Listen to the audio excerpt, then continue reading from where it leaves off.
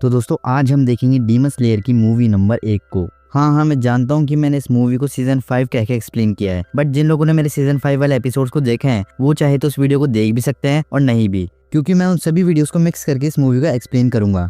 अब भी जिन लोगों को समझ नहीं आया तो तुम बस ये समझ लो कि डीमन स्लेयर के सीजन 5 नहीं आने वाला, बल्कि उसकी 3 मूवीज आएगी जो कि आगे की पूरी कहानी को कवर करेगी। और मैंने जो एपिसोड एक्सप्लेन करे हैं उनमें भी सेम ही चैप्टर हैं। और हाँ, मैं इस पहली मूवी को 2 वीडियो यानी 2 पार्ट्स में एक्सप्लेन करूंगा। डीमन स्लेयर का सीजन 4 खत्म हुआ था चैप्टर नंबर 139 पे, तो हम उसके आगे से ही शुरू करेंगे। So hello everyone and welcome back to our channel. तो चलिए देखते हैं। तो लास्ट सीजन में सभी हाशिरा, तांजीरो, इनोसुके, जेनित्सु और भी कई स्लेयर्स इन्फिनिटी कैसल में टेलीपोर्ट हो जाते हैं। फिर हम देखते हैं तांजीरो को, जो कि सोच रहा था कि पता नहीं लेडी तमाया उस मुजान को कब तक संभाल पाएगी और इसे जल्द से जल्द मुजान के पास पहुंचना होगा। मगर तांजीरो काफी ऊंचाई से जमीन से टकराने वाला होता है। तांजीरो सोचता है कि वो अपनी टेक्निक से बच जाएगा, मगर तभी एयर प्रेशर स्ट्रांग होने की वजह से उसका पोस्चर बिगड़ जाता है और वो जमीन से टकराने वाला होता है। मगर तभी गियू उसे पकड़ लेता है, तांजीरो से थैंक यू बोल देता है। तभी तांजीरो के पीछे से एक डीमन अटैक कर देता है, जिसे तांजीरो अपनी वाटर ब्रीदिंग की फर्स्ट फॉर्म सरफेस स्लाइस से काट कर रख देता है। तभी वहाँ एक और डीमन आ जाता है। तांजीरो अपनी वाटर ब्रीदिंग की 6th फॉर्म और गियू वाटर ब्रीदिंग की 3rd फॉर्म से उस डीमन को 2 टुकड़ों में काट देता है। गियू सोचता है कि तांजीरो पहले ही समझ जाता है कि गियू कौन सी टेक्निक यूज करेगा और फिर खुद की टेक्निक को गियू की टेक्निक के साथ मिलाकर अटैक करता है। फिर हम देखते हैं ओबेनाई को, जो कि बहुत सारे डीमंस को अपनी सर्पेंट ब्रीदिंग की 5th फॉर्म सर्पेंटाइन कॉइल से काट के रख देता है, जिसे देखकर मित्सुरी काफी खुश हो जाती है कि ओबेनाई को उसकी चिंता है। फिर सीन शिफ्ट होता है और हम देखते हैं ग्योमी और मोइचिरो को, जो कि कुछ बात कर रहे थे। मोइचिरो बोलता है कि यहाँ तो बहुत सारे डीमंस हैं। ग्योमी बोलता है कि लगता है हमें नीचे रखना है वीक डीमंस के पास, और वीक डीमंस मिलकर लोअर किजुकी को स्ट्रेंथ देना, ये सब एक सोचा समझा प्लान था। फिर मोइचिरो पूछता है कि मास्टर उबुयाशिकी का क्या हुआ। ग्योमी बोलता है कि वो आफ्टर लाइफ में चले गए हैं, हम सबसे आगे। यानी ग्योमी कह रहा है कि मास्टर उबुयाशिकी की डेथ हो गई है। मोइचिरो बोलता है कि क्या मास्टर ने खुद को चारा इसलिए बनाया क्योंकि उनके पास बहुत कम दिन थे। ग्योमी बोलता है हाँ। मोइचिरो बोलता है कि जब मैं छोटा था और डीमंस ने मुझ पर अटैक कर दिया था, तब मैं मौत की कगार पर था। तब मास्टर ने मुझे हौसला दिया और मेरी देखभाल भी की, और उन्होंने सिर्फ ये मेरे साथ ही नहीं बल्कि बहुत सारे डीमन स्लेयर के साथ करे जो मरने वाले थे। मोइचिरो बोलता है कि उस मुजान ने न सिर्फ उसके भाई को मारा है बल्कि उसके एक दूसरे पिता को भी मार दिया। मोइचिरो कसम खाता है कि वो उस मुजान को मार कर रख देगा। फिर हम देखते हैं सानिमी को, जो कि सोच रहा था कि वो मास्टर को नहीं बचा पाया। तभी वहाँ बहुत सारे डीमंस आ जाते हैं एक के बाद एक, जिन्हें सानिमी बड़ी बेरहमी से मार देता है और बोलता है आ जाओ, तुम सबको देख लूंगा। फिर हम देखते हैं इनोसुके को, जो कि खुश होता है इतने सारे डीमंस को देख के और बोलता है कि आज वो अपनी ट्रेनिंग को टेस्ट कर लेगा। फिर हम देखते हैं गेन्या को, जो कि सोच रहा था कि वो कहाँ आ गया और क्या ये एक डीमन फोर्ट्रेस है। फिर हम देखते हैं जेनित्सु को, जो कि बोल रहा था कि उसे कुछ सुनाई दिया है, शायद वो आसपास ही है। फिर हम देखते हैं शिनबू की बड़ी बहन कानाए को, जिसे ब्लड की स्मेल आती है। फिर वो एक दरवाज़ा खोलती है जिसमें अपर मून सेकंड डोमा कुछ लोगों को बड़े मज़े से खा रहा होता है। डोमा बोलता है अरे वाह, मुझे नाकीमे को थैंक्स कहना चाहिए क्योंकि उसकी वजह से मुझे इतना अच्छा और डिलीशियस खाना मिला। हम शिनोबू को देखते हैं। शिनोबू को कानाए बहुत जख्मी हालत में मिलती है। कानाए उसे बोलती है कि तुम्हें डीमन स्लेयर बनना छोड़ देना चाहिए। मैं जानती हूँ तुमने यहाँ तक पहुँचने के लिए बहुत हार्डवर्क किया है और मैं उसकी कदर भी करती हूँ, मगर मैं चाहती हूँ कि तुम एक नॉर्मल लाइफ जियो, एक नॉर्मल लड़की की तरह, और तब तक जिंदा रहो जब तक तुम बूढ़ी नहीं हो जाती। शिनोबू उसे बोलती है कि मैं तुम्हें बचा लूंगी और पूछती है कि तुम्हें किस डीमन ने मारा है, मगर तब तक कानाए मर चुकी होती है। तभी डोमा उसे अपना नाम बताता है। तभी वहाँ एक लड़की मदद के लिए आवाज़ लगाती है। डोमा उसे बोलता है शांत रहो, अभी हम बात कर रहे हैं। मगर तभी शिनोबू उसे डोमा के पास से दूर ले जाती है। डोमा उसकी स्पीड की तारीफ करता है और तभी अचानक से वो लड़की गायब हो जाती है और बचता है सिर्फ उसका खून। शिनोबू समझ जाती है कि डोमा के वेपन्स उसके हाथ में वो 2 फैंसी हैं। तभी हम उस लड़की को देखते हैं जिसका सर आधा कटा हुआ जमीन पर पड़ा था। शिनोबू समझ जाती है कि उसकी सिस्टर को भी उसी ने मारा है। ये सोचते ही शिनोबू अपनी स्वॉर्ड से उस पर अटैक कर देती है, जो कि डोमा की आंख में जाकर लगता है। डोमा उसकी तारीफ करता है और अपनी ब्लड डीमन टेक्निक लोटस आई से उसे अटैक करता है। शिनोबू को बहुत ठंड लगती है और वो बोलती है कि ये किसी के भी फेफड़े फाड़ने के लिए काफ़ी है। शिनोबू उस पर हमला करती है, जिसे डोमा बड़ी आसानी से डॉज कर लेता है और बोलता है कि तुम इस चाकू से मुझे नहीं मार सकती। शिनोबू बोलती है कि हाँ, मैं तुम्हें इस चाकू से नहीं मार सकती, मगर पॉइजन तो मार सकता है ना। शिनोबू को पूरा यकीन नहीं था कि उसका पॉइजन इस अपर मून पर काम करेगा भी कि नहीं। डोमा पर थोड़ा सा पॉइजन का असर होता है और उसके मुंह से थोड़ा सा खून निकलता है, मगर फिर वो वापस खड़ा हो जाता है और सॉरी बोलता है कि उसने उसके पॉइजन को डिकम्पोज कर दिया। डोमा बोलता है एक बहुत अजीब आवाज़ आती है जब तुम अपनी स्वॉर्ड अपनी मयान में रखती हो।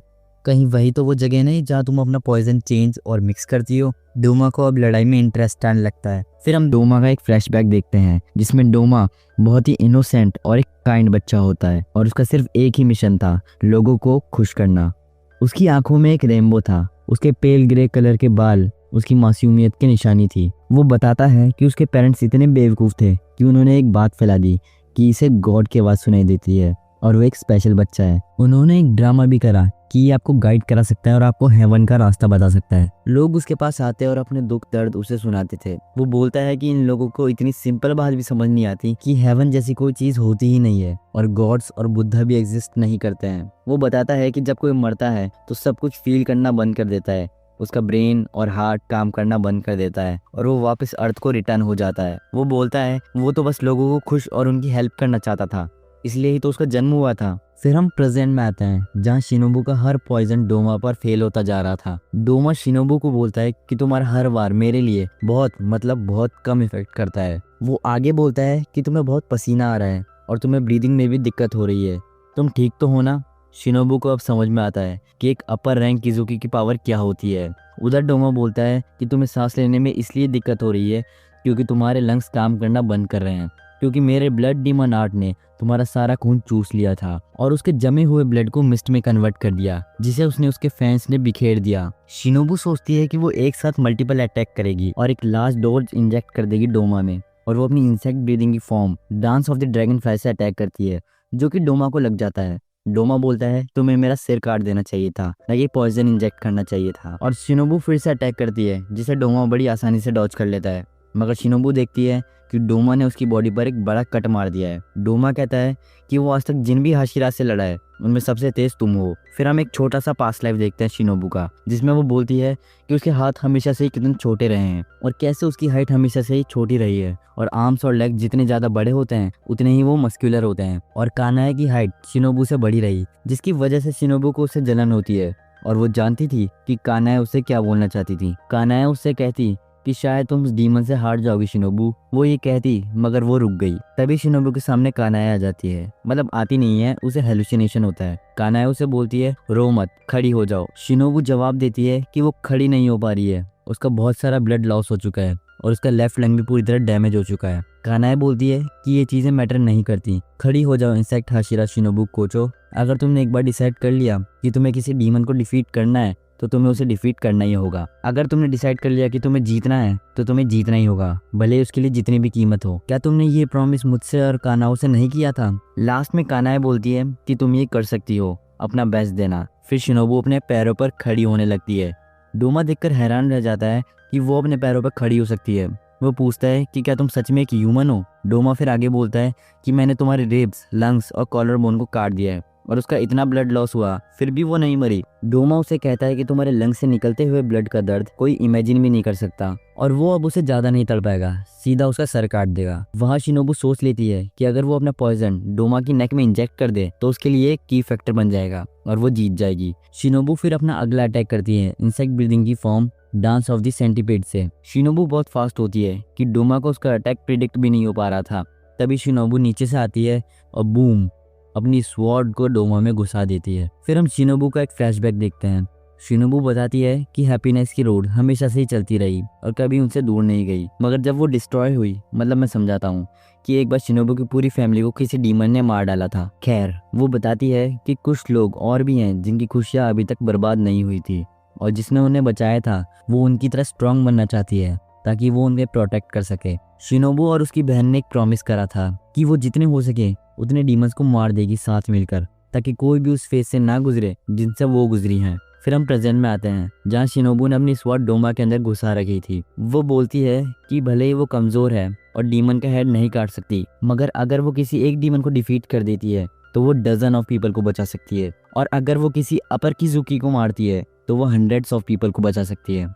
और उसके पेरेंट्स मारे गए, उसकी बड़ी बहन मारी गई और उसकी सारी सुगुकू भी मारी गई कानाओ को छोड़कर। जिन लोगों को सुगुकू का मतलब नहीं पता तो मैं बता दूं कि जो डीमन स्लेयर हाशिरा के लेवल के थोड़े नीचे होते हैं या उनसे थोड़े कम ताकतवर होते हैं, या मतलब अगले हाशिरा। खैर, शिनोबू बोलती है कि अगर डीमस ने उन लड़कियों को फैमिली को नहीं मारा होता तो आज वो उनकी फैमिली के साथ खुशी से रह रही होती। फिर हम प्रेजेंट में आते हैं जहाँ शिनोबू देखती है कि उसका पॉइजन डोमा पर बिल्कुल भी काम नहीं कर रहा था। शिनोबू जमीन पर गिरने ही वाली होती है कि डोमा उसे नीचे गिरने से पहले ही पकड़ लेता है और शिनोबू का मजाक उड़ाकर बोलता है कि मैं बहुत इंप्रेस हुआ कि एक कमजोर लड़की ने इतना सब कुछ कर रही है और इतना हार्ड ट्राई कर रही है। तुम में भले ही अपनी बड़ी बहन का टैलेंट ना हो मगर तुमने एज अ डीमन हंटर बहुत अच्छा काम किया है और मैं सरप्राइज्ड हूँ कि तुम अभी तक मरी नहीं। तुम्हें देखना एकदम पॉइंटलेस है और तुम इतनी बेवकूफ़ हो कि अभी भी कोशिश करोगी और यही तो ह्यूमैनिटी की निशानी है। डोमा फिर आगे बोलता है कि तुम्हें खाना एकदम वर्दी होगा। कोई आखिरी ख्वाहिश? शिनोबू बोलती है भाड़ में जाओ। तभी हम देखते हैं कि कोई गेट खोल के वहाँ से अंदर आता है और वो थी कानाओ। कानाओ वहाँ के सिनेरियो को देखते ही शॉक रह जाती है। फिर कानाओ अपनी फ्लावर ब्रीदिंग की फोर्थ फॉर्म क्रिम्सन हाना गोरोमो से अटैक करती है। डोमा उसका मजाक उड़ाते हुए बोलता है कि ये खतरनाक लड़की कौन है और वो उसे बताता है कि जब वो किसी को एब्जॉर्ब कर रहा हो उसके बीच में आके उसे काटने की हिम्मत बिल्कुल भी मत करना। कानाओ को कुछ समझ में ही नहीं आ रहा था। डोमा बोलता है कि शायद इस लड़की ने तुम्हें अपने हाथों से कुछ सिग्नल दिया था और तुम्हें शायद मेरी पावर्स के बारे में बताया। फिर वो आगे बोलता है कि वो इम्प्रेसिव मोमेंट था, उस गर्ल ने बहुत हार्ड ट्राई किया था। यहाँ वो शिनोबू की बात कर रहा था और वो बोलता है कि आज की रात बहुत ही अच्छी है क्योंकि उसको एक के बाद एक इतना अच्छा खाना मिल रहा था। कानाओ वहाँ शौक थी और मन में सोचती है कि उसे हमेशा लगता था कि जिन लोगों से वो प्यार करती है और जो उसके लिए बहुत इंपॉर्टेंट है वो कल भी जिंदा रहेंगे, मगर वो बस एक होप थी और मैं ऐसा प्रॉमिस किसी को भी नहीं कर सकती। तभी सीन शिफ्ट होता है और हम देखते हैं जेनित्सु को। जेनित्सु बोलता है मैं जानता हूँ कि तुम वहाँ हो, बाहर निकलो। तभी अंदर से एक आवाज़ आती है। वो बोलता है कि क्या तुम अपने सीनियर से बात करने का तरीका भी नहीं जानते? और तभी अंदर से एक डीमन बाहर आता है और आगे बोलता है कि तुम पहले से थोड़े से बेटर लग रहे हो जब मैंने तुम्हें लास्ट टाइम से देखा था, मगर तुम अभी भी वैसे ही हो, एकदम लाचार। बहुत दिनों बाद मिले जेनित्सु। जेनित्सु बोलता है काइगाकू अब जबकि तुम एक डीमन हो तो मुझे नहीं लगता कि तुम मेरे सीनियर हो। दोस्तों मैं बता दूं कि एक टाइम पर जेनित्सु और ये डीमन काइगाकू एक साथ ट्रेनिंग करते थे और वो एक टाइम पर जेनित्सु का सीनियर हुआ करता था। खैर फिर हम देखते हैं गियो और तांजीरो को। तांजीरो सोच रहा था कि कैसल गियो और उसे अलग करने की कोशिश कर रहा है और पता नहीं लेडी तमायो मुजान को कब तक संभाल पाएगी। तांजीरो कुछ आगे बोल नहीं जा रहा था कि तभी एक कासुगाई क्रो आ जाता है और उन्हें बताता है कि शिनोबू कोचो मारी गई एक अपर मून 2 के फाइट के दौरान। गियो फिर बोलता है कि उस क्रो की गर्दन के नीचे कुछ अजीब सा पेपर बंधा हुआ है जिसपे कुछ अजीब सा पैटर्न बना हुआ है। फिर हम देखते हैं कुछ बच्चे बात कर रहे हैं और इनके सिर पर वैसे ही पैटर्न वाला पेपर टंगा हुआ है। उनमें से एक लड़का बोलता है कि शिनोबू अब मर चुकी है मगर बाकी के पिलर्स यानी हाशिराज अभी भी जिंदा है। क्या वो अकेले ही थी जिसने अपर मून 2 के साथ फाइट ली? फिर हमें पता चलता है कि उबुयाशी की किरिया अब उबुयाशी की फैमिली का हेड बन चुका है 8 साल की उम्र में, जो कि मास्टर उबुयाशिकी का सबसे बड़ा बेटा है जो उनकी डेथ के बाद हेड बन चुका है। और भले ही उसकी मॉम, डैड और 2 सिस्टर मारी गई हो फिर भी वो सैड फील नहीं कर सकता और ऐसी सिचुएशन में तो आंसू बिल्कुल नहीं बहा सकता। और उसके पीछे उसकी 2 छोटी बहनें थी जो कि उसके इमोशंस को सहारा दे रही थी जिनके नाम है कुना और कनाटा। उसकी 2 बड़ी बहनें हिनाकी और निचिका ने अपने डैड के रास्ते को अपनाया और कभी नहीं छोड़ा। उनके डैड यानी मास्टर स्ट्रिक्ट थे और वो जानते थे कि वो ज़्यादा नहीं जी पाएंगे, इसलिए उन्होंने पहले ही जितना जल्दी हो सके उतना जल्दी अपने बच्चे को बड़ा किया। और उनकी मॉम भी मारी गई जिसकी वजह से किरिया को अपने डैड की जगह लेनी पड़ी और उसे अपने यंग डीमन हंटर यानी हाशिराज का डैड बनना पड़ा। फिर हम प्रेजेंट में आते हैं। किरिया बोलता है कि हमारे पास बहुत कम इंफॉर्मेशन है, क्रोस को बोल दो कि जितना हो सके उतनी इंफॉर्मेशन इकट्ठा करें। फिर वो आगे बोलता है कि मुजान अपने स्पॉट से कहीं नहीं गया है और इस टाइम सब उससे दूर है, सबको इन्फॉर्म कर दो कि नॉर्थ की तरफ जाए। फिर वो पूछता है कि कौन कौन अपर मून को फेस कर रहा है। उसकी बहन जवाब देती है कानाओ जो कि अपर मून 2 को फेस कर रही है और जेनित्सु जो कि अपर मून 6 को फेस कर रहा है। फिर सीन शिफ्ट होता है और हम देखते हैं जेनित्सु और अपर मून 6 को। काइगाकू जो कि अपर मून 6 है वो जेनित्सु का मजाक उड़ाते हुए बोलता है कि तुम बिल्कुल भी नहीं बदले, अभी भी वैसे ही कमजोर हो और क्या तुम फर्स्ट फॉर्म के अलावा कुछ और भी आता है? जेनित्सु भी फिर उसका मजाक उड़ाते हुए बोलता है कि तुम खुश लग रहे हो क्योंकि तुम पहले वाले अपर मून के 6 का गैप जो पूरा कर रहे हो। काइगाकू बोलता है ओह तो तुम्हें अब पलट जवाब देना भी आता है। जेनित्सु पूछता है कि तुम जो कि थंडर ब्रीदिंग के बहुत ही अच्छा यूज करता था और उसका सक्सेसर बन गया था, उसे डीमन बनने की क्या जरूरत पड़ी? जेनित्सु फिर गुस्से में चिल्लाते हुए बोलता है कि तुम अगर डीमन नहीं बने होते तो ग्रैंडपा को खुद को मारने की जरूरत नहीं पड़ती और वो खुद के पेट को नहीं काटते। और जब उन्होंने ये किया उनके पास कोई होना चाहिए था उनके लिए अपना सिर काटने के लिए और उनके लिए आंसू बहाने के लिए, और ये सब सिर्फ तुम्हारी वजह से हुआ है। काइगाकू हंसते हुए बोलता है कि वो मेरी प्रॉब्लम नहीं है और मुझे उससे कोई लेना देना भी नहीं है, और क्या मुझे अभी उदास होना चाहिए था? मुझे उससे कोई मतलब नहीं है और इनफैक्ट मुझे बहुत खुशी है कि वो बूढ़ा दर्दनाक मौत मरा। मैंने उसे खुश करने के लिए कितना हार्ड वर्क किया, मगर उसने कभी भी मुझे सक्सेसर का टाइटल नहीं दिया। वो बूढ़ा चाहता था कि मैं अपनी सक्सेसरशिप का टाइटल तुम जैसे कीचड़ के साथ शेयर करूं। जेनित्सु बोलता है कि अगर मैं कीचड़ हूँ तो तुम कचरा हो। भले ही सिर्फ मैं फर्स्ट फॉर्म यूज़ करता हूँ, मगर तुम सभी फॉर्म्स को यूज़ कर सकते हो सिवाय फर्स्ट फॉर्म के। और वहीं बात ग्रैंडपा की, तो उन्हें ऐसी मौत इसलिए मिली क्योंकि वो इतने अनलकी थे कि उनके पास तुम जैसे नालायक सक्सेसर था। कागाकू को बहुत गुस्सा आ जाता है और वो जेनित्सु पर अपनी थंडर ब्रीदिंग की फोर्थ फॉर्म डिस्टेंट थंडर से अटैक करता है, जिसे जेनित्सु बड़ी आसानी से बच जाता है। जेनित्सु अब कागाकू की तरफ तेजी से बढ़ता है। कागाकू उसे छू भी नहीं पाता और जेनित्सु उसके पीछे चला जाता है और बोलता है, बहुत धीरे हो कचरे। कागाकू फिर नोटिस करता है कि जेनित्सु ने उसके शरीर को काट दिया है और वो हैरान रह जाता है और सोचते हैं कि ये बहुत फास्ट है और पहले वाले जेनित्सु से तो बहुत अलग है। और जेनित्सु इस टाइम बिल्कुल बेरहम लग रहा था। फिर हम कागाकू का एक फ्लैशबैक देखते हैं कि वो डीमन कैसे बना। तो हमें डायरेक्टली दिखाते हैं कि कोकुशिबू यानी अपर मून 1 ने कागाकू में एक टैलेंट देखा और उसे डीमन बनने के लिए कहा और उसे बना भी दिया। तो कागाकू बताता है कि अगर आपका ओपोनेंट बहुत स्ट्रांग हो और आप उसके सामने घुटने टेक दो, इसमें कोई शर्म की बात नहीं है और वो जब तक जिंदा है तब तक वो कुछ कर सकता है, भले ही उसके लिए उसका सर जमीन से टकराए या उसे गंदा पानी पीना पड़े या फिर इसे चोरी करके पिटना ही पड़े। और वो एक दिन जीतेगा और सबको बता देगा कि उसने उसकी ज़िंदगी में बहुत कुछ करा है। फिर हम उसी सीन पर आते हैं जहाँ कोकुशिबू और कागाकू थे। कोकुशिबू बोलता है कि इस ब्लड को पी लो अगर तुम्हें स्ट्रांग बनना है तो, और अगर उस आदमी यानी मुजान ने अगर तुम्हें एक्सेप्ट कर लिया तो तुम एक अपर मून डीमन भी बन सकते हो। और एक पावरफुल डीमन बनने के लिए बहुत टाइम लगता है, जैसे एक अच्छा डीमन स्लेयर बनने में लगता है। और कोकुशिबू को 3 दिन लगे थे इतना पावरफुल होने में। हाँ मतलब ये बहुत कम है, मगर उसके लिए ये बहुत ज़्यादा थे। खैर, कोकुशिबू आगे बोलता है कि जबकि तुम एक ब्रीदिंग स्टाइल यूज़ करते हो तो तुम्हें मैं ज़्यादा ब्लड दूंगा और खुशी मनाओ कि तुम्हें ये ब्लड मिल रहा है। और हाँ, ध्यान रखना एक सिंगल ड्रॉप भी इसका ज़मीन पर नहीं गिरना चाहिए। कागाकू बोलता है कि उस टाइम उसी हर एक सेल तक काँप रही थी, मगर ये तो उसका आगे कुछ भी नहीं है। यहाँ वो जेनित्सु की बात कर रहा था। खैर, वो बोलता है कि ये तो उसके आगे कुछ भी नहीं है और ये कभी भी किसी अपर मून से तो नहीं जीत सकता। वो आगे बोलता है कि अगत्सुमा जेनित्सु ये बस एक कीचड़ है जो तो बस डर के मारे हर वक्त चिल्लाता रहता है। और वो बुड्ढा चाहता था कि मैं अपनी सक्सेसरशिप इस कीचड़ के साथ शेयर करूं। फिर कागाकू अटैक करता है अपनी थंडर ब्रीदिंग की सेकंड फॉर्म लाइटनिंग बॉल से। जेनित्सु उसे बड़ी मुश्किल से डॉज करता है। कागाकू सोच लेता है कि वो एक साथ 5 अटैक्स करेगा। फिर वो third form buzzing mosquito thunder से अटैक करता है। जेनित्सु इसे भी डॉज कर लेता है, मगर उसको बहुत चोट भी लग जाती है।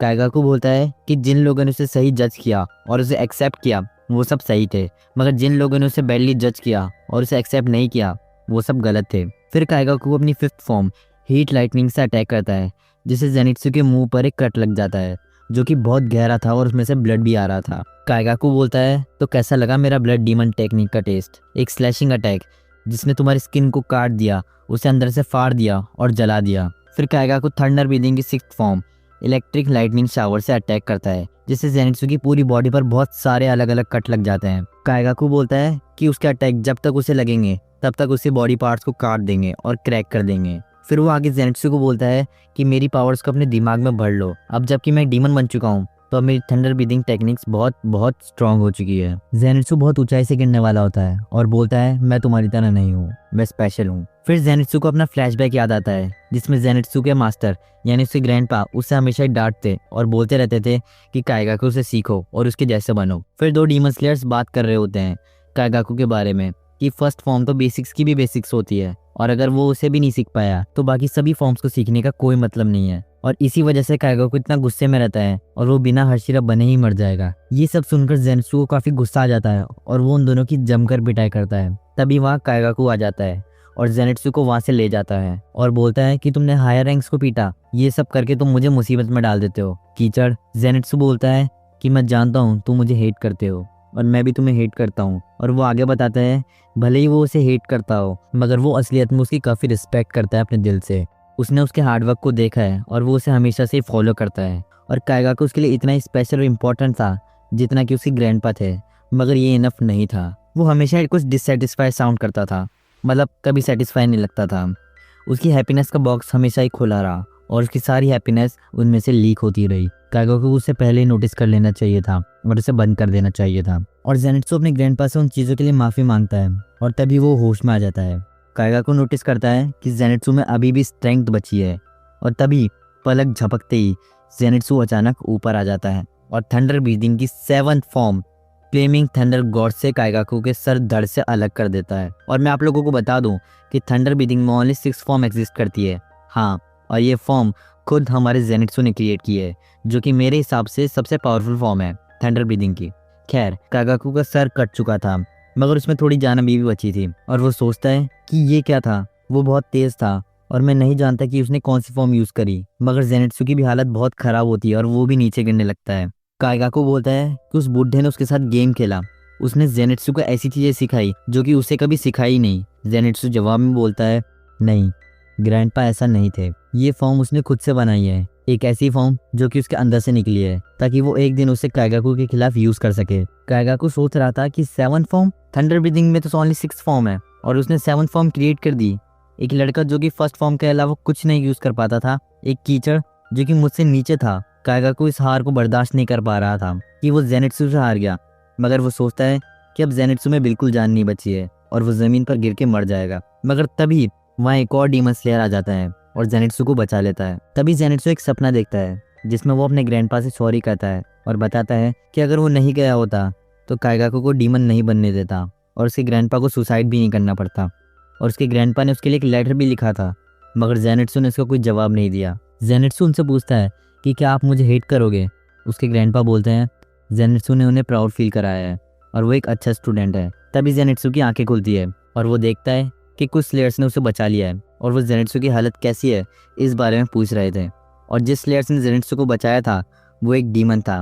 अरे वो जो लेडी तमायो के साथ रहता था, खैर उसका नाम योशिरो था। योशिरो बोलता है कि उसे अपना एंटी ब्लड डीमन कॉन्गलेट यूज करके उसके फेस पर आए क्रैक्स को हील करना होगा। कुछ देर बाद जेनिट्सू हील होने लगता है और सब उसे बोलते हैं कि वो जल्दी ही रिकवर हो जाएगा। योशिरो जेनिट्सू को बताता है कि जिस अपर मून से वो लड़ा वो खुद की एबिलिटीज और टेक्निक्स से यूज करना नहीं जानता था, इसलिए जेनिट्सू बच गया। नहीं तो अगर वो उसे 1 साल बाद लड़ता तो वो ऑन द स्पॉट मारा जाता। तभी उनकी आवाज से वहाँ बहुत सारे डीमन आने लगते हैं। फिर हमें पता चलता है कि योशिरो जो लेडी तमायो के साथ रहता था वो एक लौता ऐसा डीमन है जिसे डीमन मुजान ने नहीं बल्कि लेडी तमायो ने बनाया है अपनी पावर से, क्योंकि उसके फेस को कोई पहचानता नहीं था। और लेडी तमायो से साथ ये कहकर ले आई कि ये हमारे लिए बैकअप और सपोर्ट का काम करेगा। और योशिरो के साथ जो डीमन स्लेयर्स थे उन्हें भी नहीं पता चल पाया, और जबकि सबको योशिरो के बारे में कुछ अजीब सा लग रहा था। फिर हम तांजीरो और गियू को देखते हैं। तांजीरो सोच रहा था कि उनका अभी तक किसी भी अपर मून के साथ सामना नहीं हुआ और क्या वो अभी मुजान से दूर हैं और क्या बाकी सब ठीक होंगे। फिर वो बोलता है कि हम जरूर जीतेंगे मिस शिनोबू।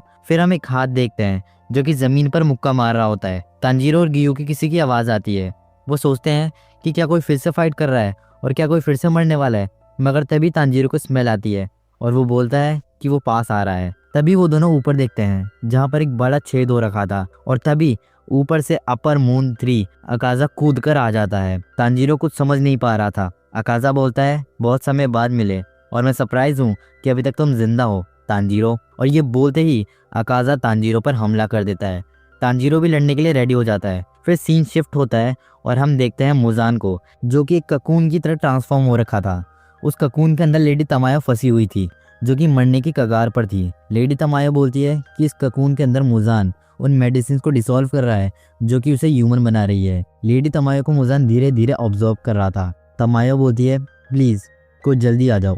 फिर हम कीरिया को देखते हैं जो कि स्ट्रेटेजी बना रहा था, मगर उसकी आंखों में आंसू आ रहे थे। मगर वो सोचता है कि वो रो नहीं सकता और उसके हाथ नहीं रुकने चाहिए और वो जरूर जीतेंगे। फिर हम हाशिरा टेंगेन उजुई और रेंगोकू के फादर को देखते हैं। वो दोनों बात कर रहे थे कि कीरिया और उसकी बाकी की बहनों पर कितनी रिस्पॉन्सिबिलिटी आ गई है, मगर वो फिर भी उसे अच्छे से निभा रहे हैं। और रेंगोकू के फादर बोलते हैं कि जैसे रेंगोकू ने अपनी लाइफ को रिस्क में डालकर सबको प्रोटेक्ट किया था, वो भी वैसे ही सबको प्रोटेक्ट करेंगे अपनी लाइफ को रिस्क में डालकर, और वो रेंगोकू की फैमिली का नाम खराब नहीं होने देंगे। फिर हम देखते हैं मास्टर उरुकुडाकी को जिन्होंने तांजीरो को सबसे पहले ट्रेनिंग दी थी। खैर, मास्टर उरुकुडाकी नेजुको का इलाज कर रहे थे और वो बोलते हैं कि उन्होंने वैसा ही किया जैसा उन्हें इंस्ट्रक्ट किया गया था और उन्होंने वही दवाइयां नेजुको को दी जो कि लेडी तमायो ने उन्हें भेजी थी। और वो सोचते हैं कि क्या नेजुको ह्यूमन बन भी पाएगी, और अगर वो ह्यूमन बन जाती है तो मुजान का सपना जो कि इस सूरज पर जीत हासिल करना जिसके लिए उसने 1000 सालों से वेट करा है, वो सब मिट्टी में मिल जाएगा। फिर हम देखते हैं तांजीरो, गियू और अकाजा की फाइट को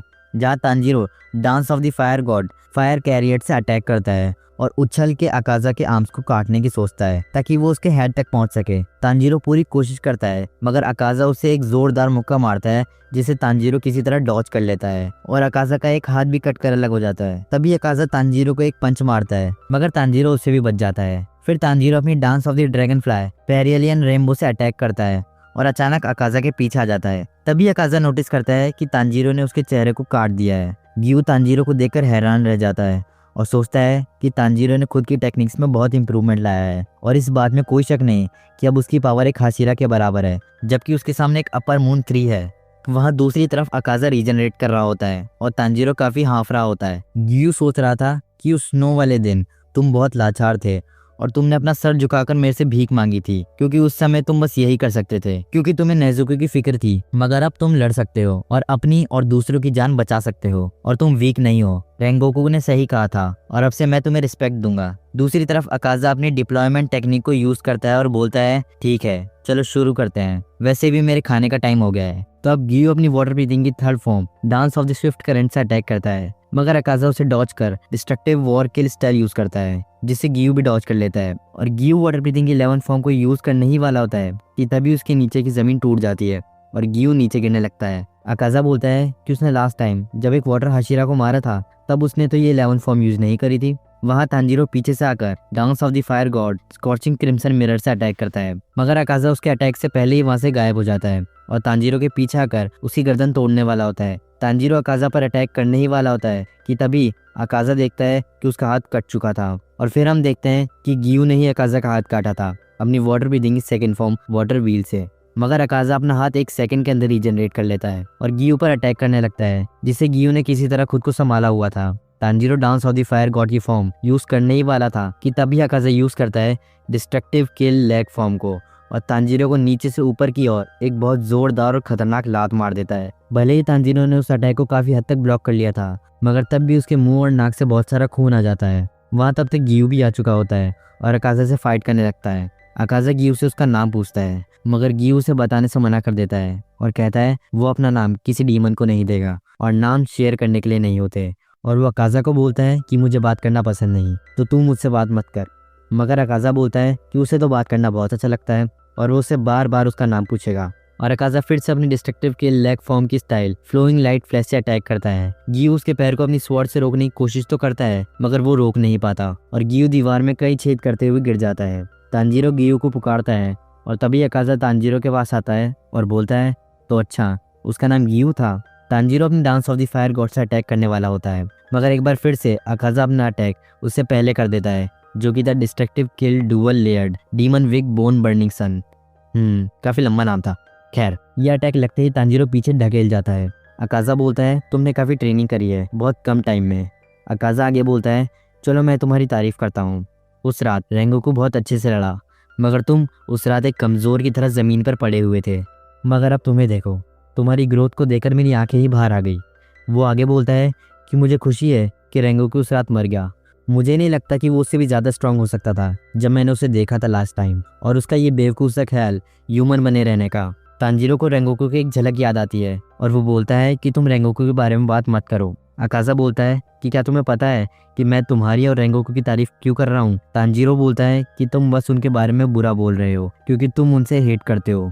अकाजा बोलता है नहीं, मैं तो सिर्फ कमज़ोरों को हेट करता हूँ और नेचर का यही तो नियम है कि कमज़ोर हमेशा मरेंगे। तांजीरो बोलता है नहीं, ऐसा नहीं है और इसका सबसे बड़ा प्रूफ तुम हो जो यहाँ खड़े हो। तांजीरो आगे बोलता है कि एक न्यूबॉर्न बेबी सब लोगों से कमज़ोर होता है और उसे कोई चाहिए होता है जो कि उसकी हेल्प करे। और तुम्हारे साथ भी सेम हुआ है अकाजा। जब तुम भी एक बेबी थे तब तुम्हारी भी किसी ने हेल्प करी थी जिसकी वजह से तुम आज यहाँ खड़े हो। ताकतवरों को हमेशा कमज़ोरों की हेल्प करनी चाहिए ताकि वो भी ताकतवर हो और वो भी अपने से भी ज़्यादा कमज़ोरों की हेल्प कर पाएं। ये है नेचर का नियम। तांजीरो बोलता है अकाजा तुम्हारी सोच माफ़ी के लायक नहीं है। अकाजा सोच रहा था कि तांजीरो उसे कुछ अनप्लीजेंट साउंड कर रहा है। शुरुआत में अकाजा खुश नहीं था क्योंकि तब तांजीरो वीक था मगर जबकि अब तांजीरो स्ट्रांग हो चुका है तब भी अकाजा की अनहैप्पीनेस दूर नहीं हो रही है। तभी अकाजा के शोल्डर पर कोई अपना हाथ रखता है और जिसका वो हाथ होता है वो इंसान बोलता है कि हर कोई शुरुआत में अपने काम में बच्चा होता है और वो अपने आसपास वालों से हेल्प लेता है और फिर बाद में याद करता है कि क्या हुआ। और तुम अपने आप को किसी से कंपेयर मत करो तुम्हारे सामने जो अपोनेंट है जिससे तुम लड़ोगे वो तुम खुद हो। बस तुम जब कल वीक थे तो तुम्हें आज स्ट्रांग बनने पे ध्यान देना चाहिए और तुम स्ट्रांग बन जाओगे अगर तुम लगातार 10 या 20 साल तक कंसिस्टेंट रहो और अगली बार तुम वीक पीपल की हेल्प करना। अकाज़ा उसका हाथ अपने शोल्डर से हटाने की कोशिश करता है मगर वो देखता है कि वहाँ तो कोई है ही नहीं। तांजीरो भी ये चीज़ देखकर कंफ्यूज हो जाता है। फिर अकाज़ा दोबारा तांजीरो पर अपनी डिस्ट्रक्टिव किल क्रश स्टाइल के विलो ऑफ अ 1000 स्लैशेस से अटैक करता है। तांजीरो उसकी स्पीड को देखकर हैरान रह जाता है। फिर अकाज़ा डिस्ट्रक्टिव किल लेग की style ring of a 1000 flying planet से अटैक करता है। तांजीरो उसके मूव्स और स्पीड को मैच नहीं कर पा रहा था। तांजीरो फिर सोचता है कि उसके अटैक्स उसकी बॉडी और वाइटल पॉइंट पर कैसे लग रहे हैं, जैसे कि उसकी बॉडी मैग्नेट है और अकाज़ा के अटैक्स उसे अट्रैक्ट कर रहे हो। तांजीरो सोचता है कि उसे अकाज़ा की मूवमेंट को एनालाइज करना होगा। फिर Tanjiro dance of the fire God की टेक्निक सोरिंग फ्लेम हेज से अटैक करता है जो कि अकाज़ा की आधी गर्दन काट देती है, मगर अकाज़ा को इससे ज़्यादा कुछ फर्क नहीं पड़ता।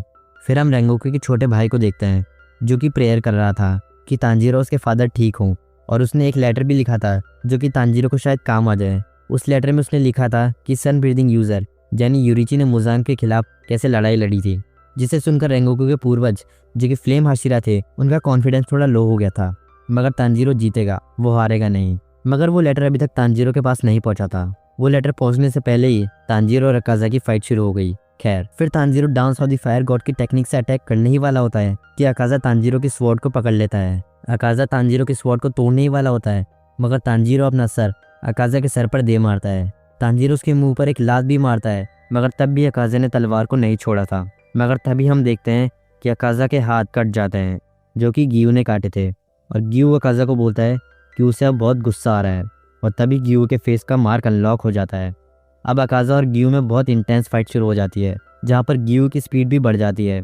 गियू वाटर ब्रीदिंग की फोर्थ फॉर्म स्ट्राइकिंग टाइट से अटैक करता है, जिससे अकाज़ा का हाथ कट जाता है, मगर अकाज़ा भी गियू की स्पीड को तुरंत मैच कर लेता है। वहाँ तांजीरो अपने मन को शांत करके सोच रहा था कि अकाज़ा के अटैक्स इतने एक्यूरेट कैसे हैं, भले सामने वाला ब्लाइंड स्पॉट में हो। फिर तांजीरो को याद आता है कि अकाज़ा ने रेंगोकू के साथ फाइट के दौरान बैटल स्पिरिट वर्ड का यूज़ करा था। तांजीरो सोचता है कि क्या अकाज़ा कुछ सेंस करता है। फिर तांजीरो को इनोसुके की बात याद आ जाती है, जहाँ इनोसुके ने कहा था कि ये बस एक स्टिंग की तरह होता है जहाँ एनिमी एम करता है। इनोसुके ने उसे बताया था कि भले ही कोई उसके पीछे हो, मगर फिर भी वो बता सकता है कि कोई उसकी तरफ देख रहा है। और तांजीरो को भी याद आता है कि इनोसुके ने भी अपनी स्किन को शार्प कर रखा है, जिससे वो बिना देखे भी सेंस कर लेता है चीज़ों को। फिर उसे समझ में आता है कि असल में ये काम कैसे होता है। इनोसुके ने तांजीरो को बताया था कि अगर कोई उसके पीछे उसको मारने के इंटेंशन से देख रहा है तो वो सेंस कर लेता है, और अगर मारने के इंटेंशन से नहीं देख रहा है तो वो उसे सेंस नहीं कर पाता। मतलब अगर तुम किसी डीमन के पीछे उसे मारने के इंटेंट से नहीं जाओगे तो वो तुम्हें सेंस नहीं कर पाएगा। तभी Tanjiro dance of the fire God की टेक्निक से अटैक ही करने वाला होता है कि एक बार फिर अकाज़ा तांजीरो की स्वॉर्ड को पकड़ लेता है और उस पर अटैक करता है, मगर बीच में गियू आ जाता है और तांजीरो पीछे की ओर गिर जाता है। तांजीरो के दिमाग में फिर से बैटल स्पिरिट, कंपास, इंटेंशन जैसी चीज़ें चलने लगती है, और तभी तांजीरो को समझ आ जाता है कि हो क्या रहा है और क्यों अकाज़ा के अटैक्स इतने एक्यूरेट हैं और इसका सॉल्यूशन क्या है। खैर, इसी के साथ मैं इस वीडियो को यहीं एंड करता हूँ, और हाँ, इसका अगला पार्ट जल्दी ही आएगा जिसमें मैं मूवी नंबर 1 को कम्प्लीटली एक्सप्लेन कर दूंगा। और हाँ, जाने से पहले वीडियो को लाइक करके चैनल को सब्सक्राइब करके बेल आइकन दबा दो। तो मिलते हैं अगले वीडियो में, तब तक के लिए बाय बाय।